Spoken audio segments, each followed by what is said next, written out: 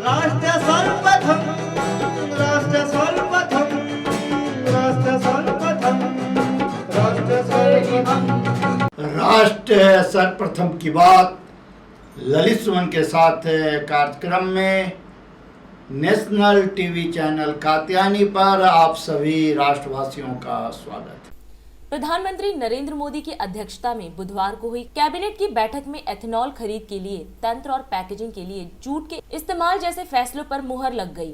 केंद्रीय मंत्री अनुराग ठाकुर ने बैठक के बाद इसमें लिए गए फैसलों के बारे में विस्तार से जानकारी दी।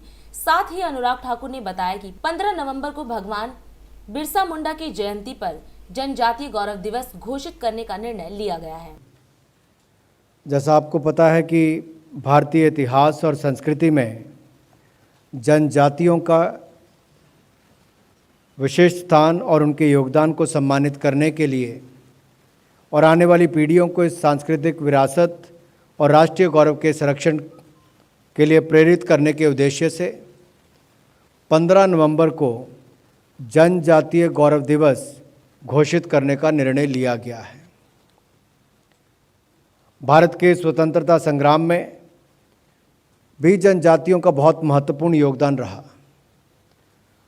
15 नवंबर को भगवान बिरसा मुंडा जी की जयंती है, जो अंग्रेज शासन के विरुद्ध संघर्ष करने वाले एक महान स्वतंत्रता सेनानी हैं और समाज सुधारक रहे, जिनको जनजातीय समुदायों एवं देश भर के श्रद्धापूर्वक स्मरण किया जाता है। और देश भर में जिस मान सम्मान, जिस श्रद्धा के साथ उनको याद किया जाता है, उस भावना और इनके आज़ादी की लड़ाई में योगदान को देखते हुए भी 15 नवंबर को जनजातीय गौरव दिवस घोषित करने का निर्णय लिया गया है।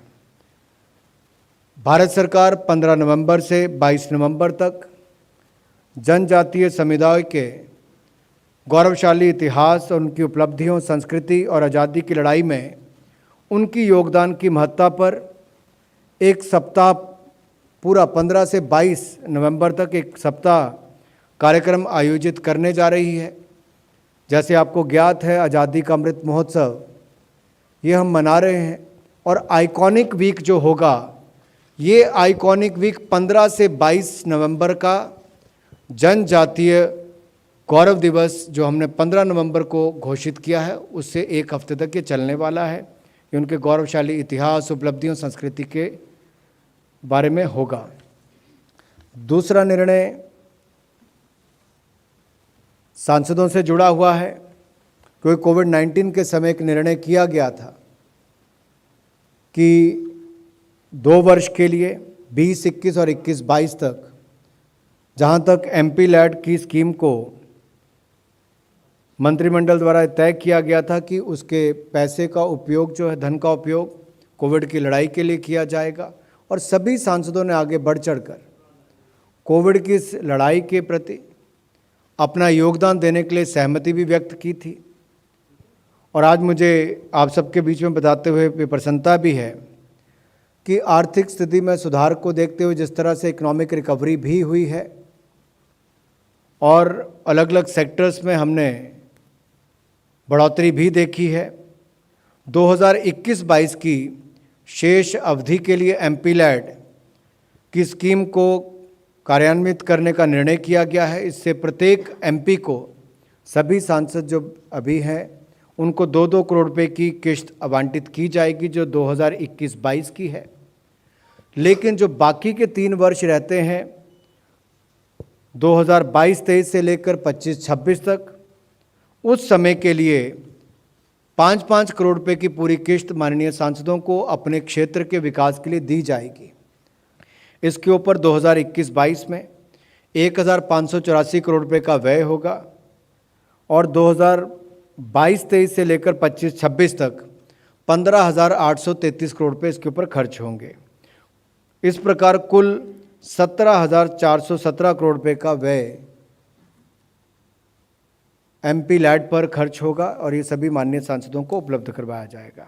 3 और महत्वपूर्ण निर्णय मैं आप सबके सामने रखने जा रहा हूँ कि आर्थिक मामलों की जो मंत्रिमंडलीय समिति है, उसकी अध्यक्षता करते हुए माननीय प्रधानमंत्री जी के नेतृत्व में ये तय किया गया है कि भारतीय कपास आयोग को, CCI को, कॉटन कॉरपोरेशन ऑफ इंडिया को 17,408 करोड़ रुपए की कमिटेड प्राइस सपोर्ट को मंजूरी दी गई है।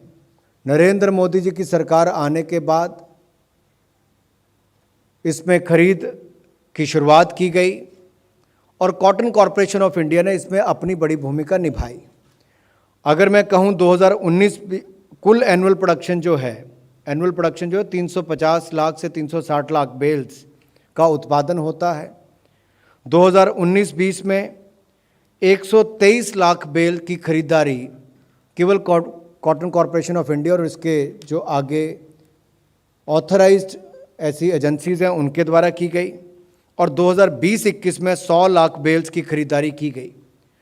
तो आपदा के समय भी किसानों की मदद करने के लिए MSP तो घोषित किया, खरीदारी करने का काम भी भारत सरकार के मंत्रालयों के द्वारा हुआ और कपास किसानों के हितों की रक्षा करने का काम भी मोदी सरकार ने इस तरह से किया है। इससे प्रमुखता 11 राज्यों को और उनके किसानों को इसका लाभ मिलेगा। लगभग 58 लाख किसान इससे सीधे तौर पर जुड़े हुए हैं और 4 करोड़ से ज़्यादा मजदूर इससे जुड़े होते हैं। दिन देखिए 8 बजे रात्रि 9 बजे सुबह राष्ट्र प्रथम की बात ललित सुमन के साथ कात्यायनी टीवी पर। 22 वर्षों से प्रकाशित मदर इंडिया पत्रिका, पढ़ते रहे देश दुनिया की खबरों के लिए।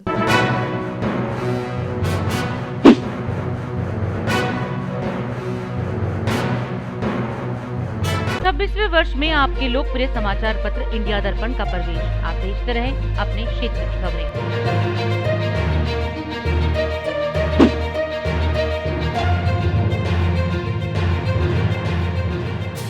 और अधिक खबरों के लिए आप हमारे YouTube चैनल दैनिक इंडिया दर्पण को अभी सब्सक्राइब करें और नोटिफिकेशन के लिए बेल आइकन को प्रेस करना ना भूलें।